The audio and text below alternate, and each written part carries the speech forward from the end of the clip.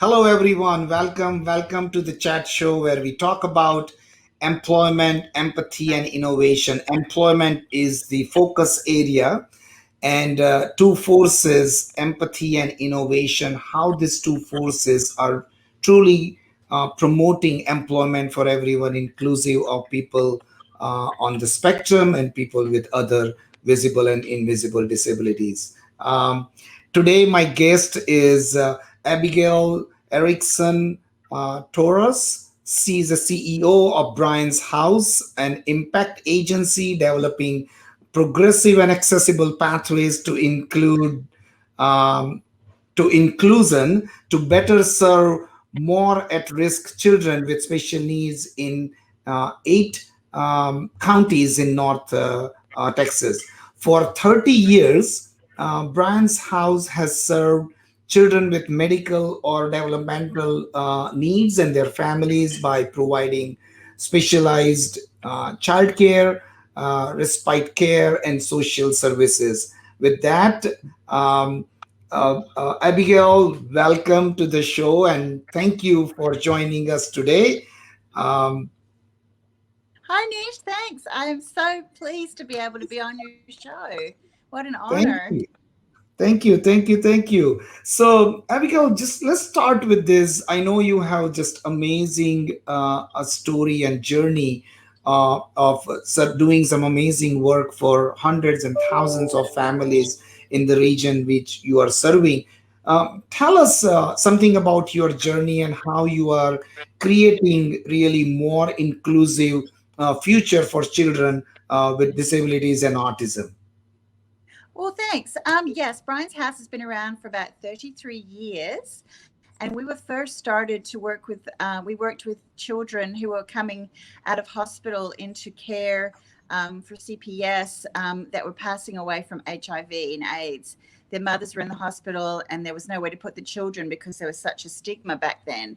But we transitioned beautifully about 10 years ago, and I came on board 6 years ago to Brian's House to really, I noticed there was a really big gap in service for children with special needs, physical, social, emotional, all those challenges.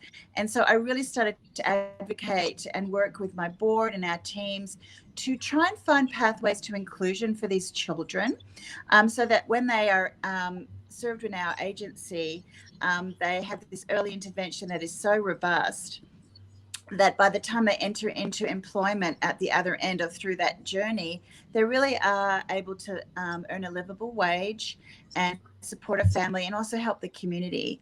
So it's been such a great journey. And, we've got a very unique program in North Texas.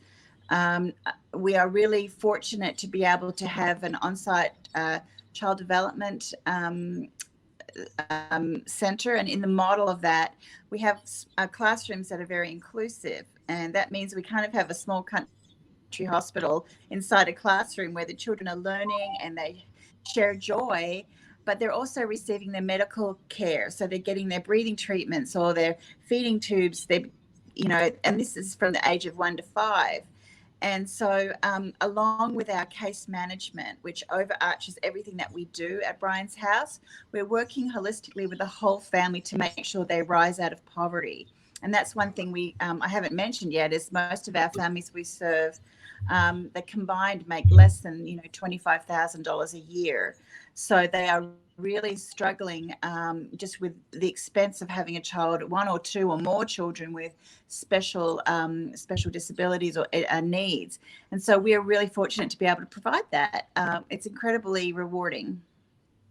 Yeah, no, that's a true reflection of how Brian's house has evolved, as you rightly said, that based on the needs in the community, organization has evolved to offer other services in other areas. And early intervention, I'm also a big a believer of early intervention and early diagnosis. I have also done some work in that area, and we all know that the early diagnosis and early interventions are so important for the individuals to be independent when it comes to the employment. So thank you for sharing your amazing journey.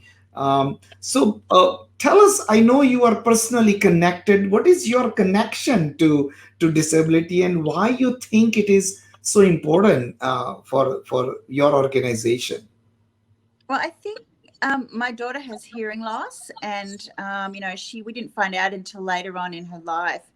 We did all the testing from infancy, but really it came on very quickly in her early teens.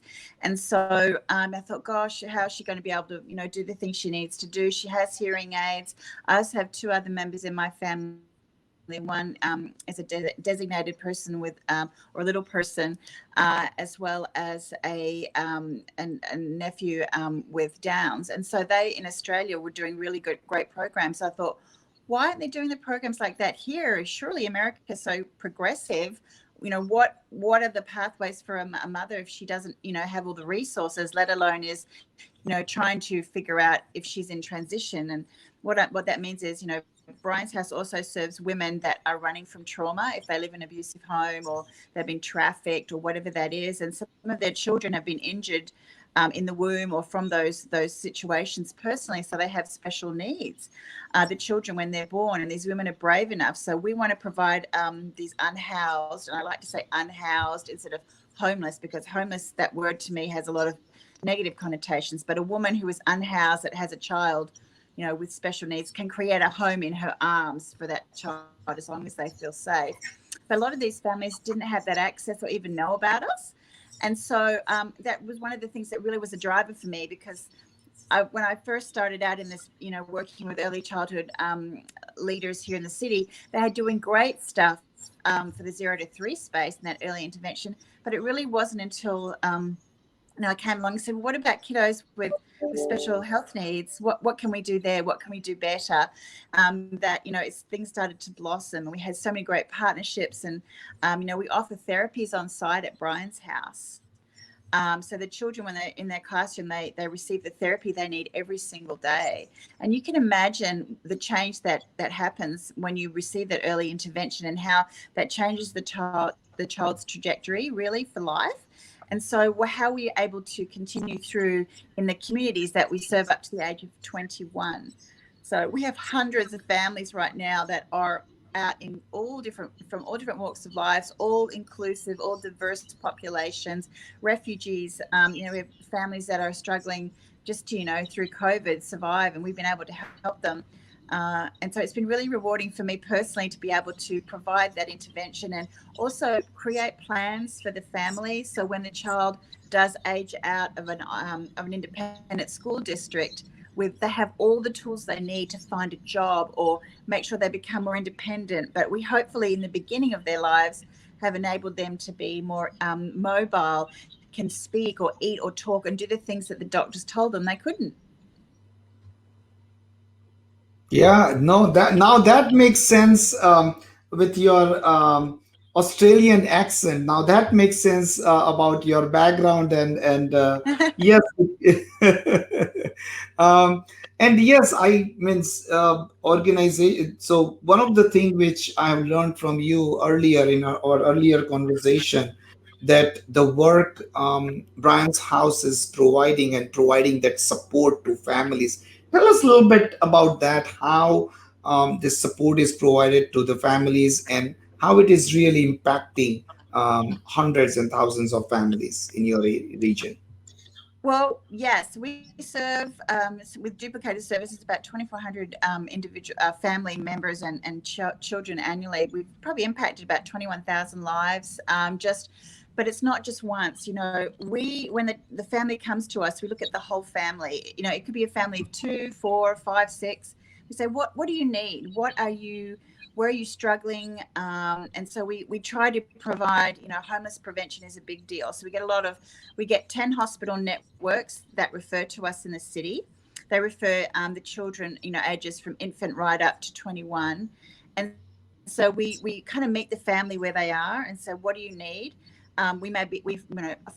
Provide temporary housing, then get them into homes where they can create a home for their children. If they need a medical bed, if they need access to a job, or training or and further education or financial plan. We do a financial plan with the family. That is in the first 2 weeks in our crisis intervention. Where are you financially? How can we get you out of debt? And create a 38-day plan for them to try and build back credit. Or, if someone's stolen their identity or they need a driver's license because they don't have a residence, or we advocate for them for a healthcare home or legal issues or whatever it is. We provide that case management. And from there, we determine, does the child need to come into our child development center? Do they need family supportive services? Have they got food in the fridge? What do they need? And so we stay with the families for longer. And sure, we could serve more families and the data would come in. Oh, great, numbers.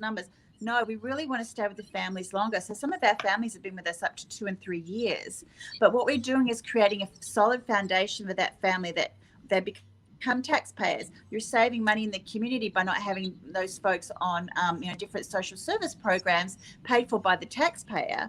So it makes sense financially as well, not just for the individual, not just for the family, but also for the community, because when we all rise together, when we all are authentic and have those connections and can be have that just in everyday life. My goal is that we just include people, that we don't have to keep talking about it in the next 10 years. It just happens, that we provide those accessible pathways where you've got a park where someone can play. Mum works in the coffee shop. She's getting healthcare. The kids looked after at the child development center, and they're getting that inclusive experience. But we also teach inclusion to our children with special needs, so they know that they're okay. And so they understand that, yes, they may have some challenges, but it's not a negative thing or a bad thing. So we're teaching our children to respect inclusion as well. And I think everybody at home needs to start at a very early age and talk about, what does that look like? What is inclusion? What is empathy?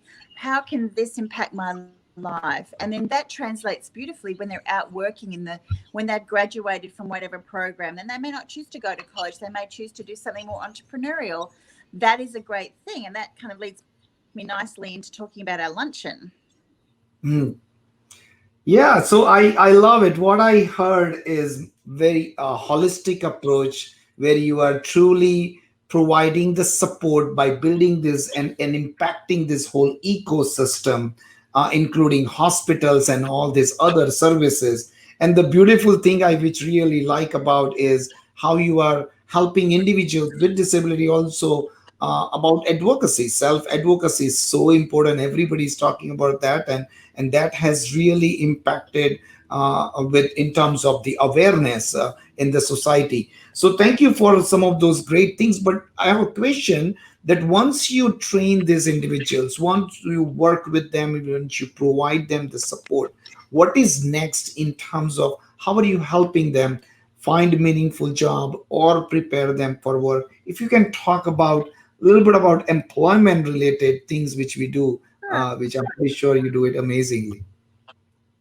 Well, we talk about autism. There's a lot of programs right now where we're trying to have in our inclusive classroom. And for example, one classroom, we have 4 children that are in all different levels on the spectrum. And I know that for parents that have children with autism, it's a real challenge to figure out, what the child's special challenges are individually and how they fit within a classroom. And so how are they going to be able to find employment if they're going to run out of the classroom, at an early age? What does that look like in the future? And so children with Asperger's or children that are on the spectrum, there's now these unique programs that are coming out through amazing corporations like Ernst and Young, Bank of America, we have lots of Fortune 50 companies here in Dallas. And so partnering with these guys to say, look, we have children that we've put through our inclusive path, early intervention, and then we move into, making sure that when they transition into an independent school district, they have all the tools they need to be able to, get where they need to be. And especially if they're on the spectrum, some of those folks are really, really intelligent. Everybody's intelligent, but they have a really high IQ, and it seems to adapt beautifully to neuroscience or something to do with computers because they're so focused. And so Ernst and Young has a fabulous fabulous program. And Hiran Shukla, who's going to be talking at our luncheon, which we can get to in a minute, Hiran Shukla and 8 other panelists we have on our luncheon, they all, Microsoft is another great company that's working with us, AT&T. These guys really practice what they preach. So they're opening up special employment facilities where they have a team of folks that are a little bit on the spectrum, or they have, physical challenges, or, hearing loss or vision loss, whatever it is.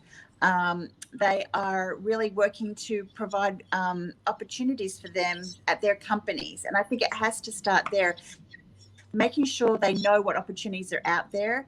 So that's why I love your company. You're really connecting the employer to the employee, through that empathetic and authentic connection, Nish. I think it's fantastic what you're doing, and matching those folks using a platform that's really, it's so accessible.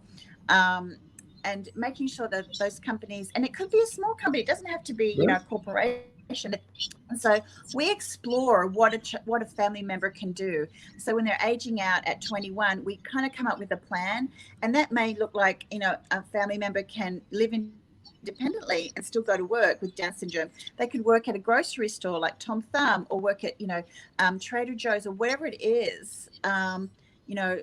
We need to embrace that and have that opportunity, that platform for companies to really engage and talk to folks like you and me about what that looks like. What can that employment be?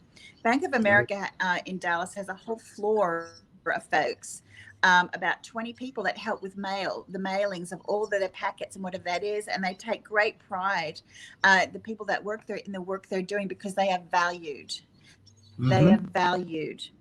Happy Homemade is an ice cream nonprofit that they have a wonderful where all the folks there have Downs or have challenges. They are working and they're making a great living, and they're advocating for folks. And so all the money from Howdy Homemade, that nonprofit, also really going back into the community. And when we're all included, we all rise together. And so that's just some of the things, in my opinion, I think would be helpful. And I just recently was asked by the North Texas Disability Chamber to form a very special committee that I'm bringing together a group of people that are, really experts in the area of early childhood disabilities, as well as early childhood mental health and early childhood poverty alleviation. And we are going to be reporting a committee, the first of its kind, the Early Childhood Committee on Disabilities within the chamber, and that goes to our governor. The information we're providing, we can share events and data and really start to have those bigger conversations. And so I'm really proud to be the chair of that, and also an advisory board member for the North Texas Disabilities Chamber. So, bringing in great people from all over the state and hopefully the nation, just having those conversations, I think that's so important. And I think, working, diversity and inclusion is such a hot marketing expression now. I really want companies to, don't just use that as a marketing tool, really embrace it in your HR departments.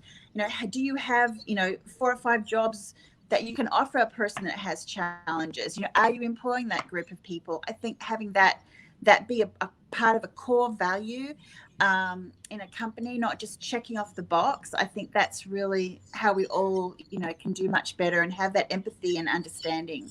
And actually, so one of the things, sorry. If you work with people with challenges, I guarantee you're going to feel good every single day, because they bring such joy to your life. Just all the things they've overcome. It's just very personally rewarding. That's my personal experience, and I've been experiencing that truly for last 15 years, every single day. And one of the things which you mentioned about collaborations, right? What you are truly what you are doing is collaborating and bringing in all different stakeholders, including leaders from the state government, and you are having that conversation in a collaborative way. And one of the other thing which you mentioned, that diversity and inclusion is a hot topic. In fact, I was just attending one of the session at Disability in Conference, and somebody shared these statistics that out of 100 companies talking about disability inclusion, only 4 companies are working. Diversity inclusion. only 4 companies are really doing disability inclusion related programs in a serious way. So that's how the statistics shows that disability inclusion has been kind of not given enough attention.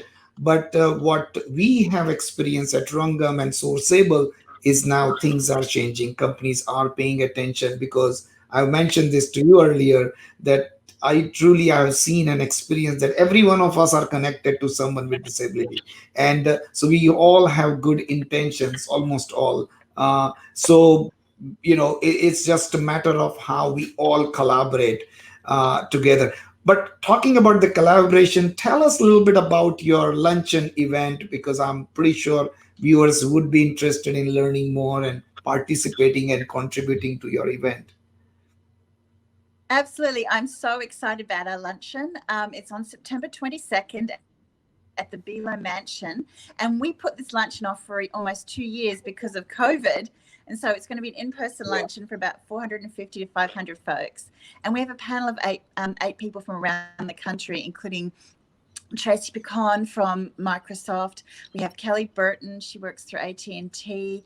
Laura Ramirez, who's amazing. She used to work for a great company, but she's a TEDx speaker. She works for Invitation Homes. Jerry Mecca from Mensa. He's one of these guys that creates great LGBTQIA strategies for corporations. Jerry Mecca, who works for a great company as well, and here, and I mentioned before, these folks are all coming together to talk about what we're talking about and what they're actually doing in their companies to make this accessible pathways and to be more inclusive. But at the same time, this luncheon is a fundraiser for Bryan's House, and tickets and sponsorships are available by going to www.bryans.house.org, and you can come along, and we encourage everybody to wear metallics because it's technology. We're also talking about AI in the classroom. Richard Margolin, who started a great company called Robo, they have amazing autistic Milo and Mila in the classroom, and the children really relate to these robots, these AI robots that are in the classroom. And they really can just relate to how they're feeling, and they just somehow, it's just an incredible program. So I encourage everybody to come along or sponsor, or just to participate. We hope we can stream a little bit of this. We may have that opportunity for folks to do that. At the same time, we're also giving away our Wisdom Hope Awards to some incredible individuals and corporations who really live and breathe inclusion. Valiant Residential is one of those companies. Lynn Fisher from the Rosewood Foundation, she really lives and breathes inclusion and is a great nonprofit leader. We have the Ursuline School here in Dallas, who just do, their kiddos come out, their ladies come out and volunteer in our classrooms. I mean, we just have incredible number of folks. So if you want to read more about it, we hope that people come along, and it's going to be a great time because we can all get together and, really just have a good luncheon and raise money to continue our programs and bring back our infant and toddler classrooms after, COVID-19. We've got infants we've got a waiting list so long. Again, that's that early intervention. So the luncheon is coming up. So hopefully you guys can, embrace it. And really the panel itself, which we're having a facilitator, Jason from WFAA here in Dallas. He's going to be facilitating the conversation, and I think it's around what we're talking about, that authentic connection, providing those pathways to folks, and it's really kind of simple. I mean, the early intervention gives the family what they need. They're able to transition into into great school districts where they embrace all of that and encourage. But also, we still case manage those families. So when they are transitioning out at 21, and sometimes our children do pass from their diagnosis niche. We know that. Some of our Yeah. kiddos, especially with very rare diseases, because we serve about 146 different diagnoses at Bryan's House, and on our annual report has all the list of the diagnoses, including 8 very rare diseases in the world. We're working with those children and figuring out what they need. And, sometimes they do pass, and that's, but they've had a joyful life with us. And that is so rewarding too. So, we'll have all the feels at the luncheon. So I hope you guys, whoever's listening out there, really hope that you think about, participating or coming along and just learning about this stuff if Absolutely. you're new to this conversation. Absolutely, absolutely. And I would love to continue the conversation and understand how we can participate, contribute.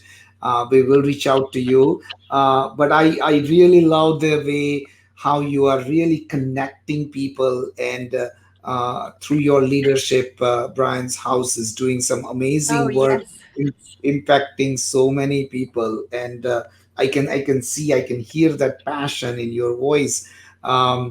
Now, one thing you mentioned, and when we talk about, as you know, about empathy, you mentioned few times. Tell us why empathy is so important with the work we do every day in this in the area of disability inclusion and working with people with disabilities. Sure. I think having emotional intelligence around people is really important. I think if you've never done a course about emotional intelligence, it's something some people just have it, and it's not some things you can learn about it. I was lucky enough to participate in a sponsored. I did an education program at Yale University with Professor Emma Sapala, and I did a 10-week course about emotional intelligence, and I found out that I was doing okay, but it was just great to connect. And having that empathy, I think, is so important because you can, it makes you graceful in the fact that you're so blessed if you are don't have any everybody has challenges. I'm not saying that, but if it's physical or if it's that emotional stress or the trauma that some children have been witness to some horrific things in their lives that they've seen, and that impacts them mentally and physically, as well as moms and the dads too. We have a lot of single dads that we serve.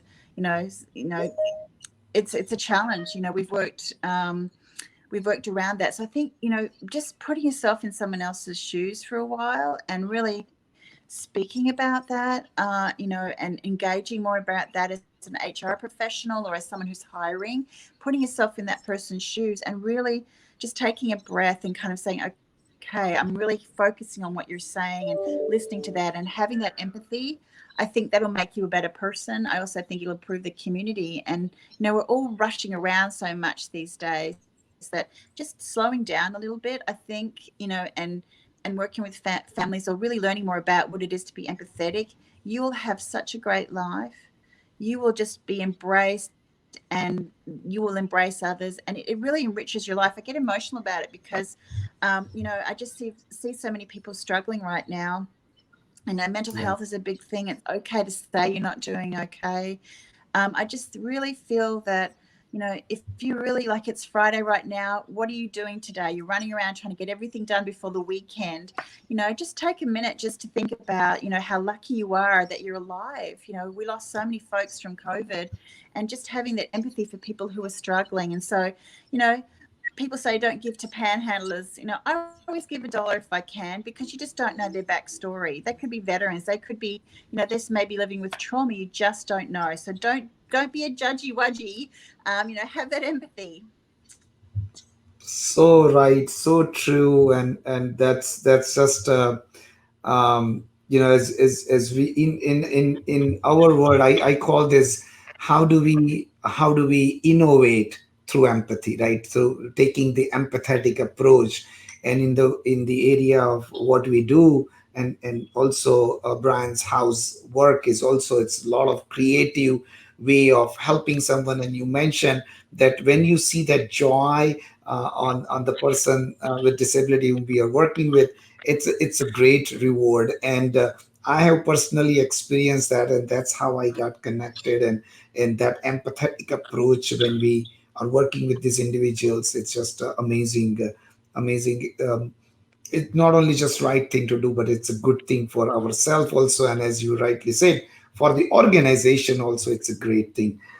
Before we have a few minutes left, so before we conclude, I would like to ask you if you can share an inspiring story, maybe connected to empathy or something, which I'm pretty sure you will have tons and tons I've of got so many amazing.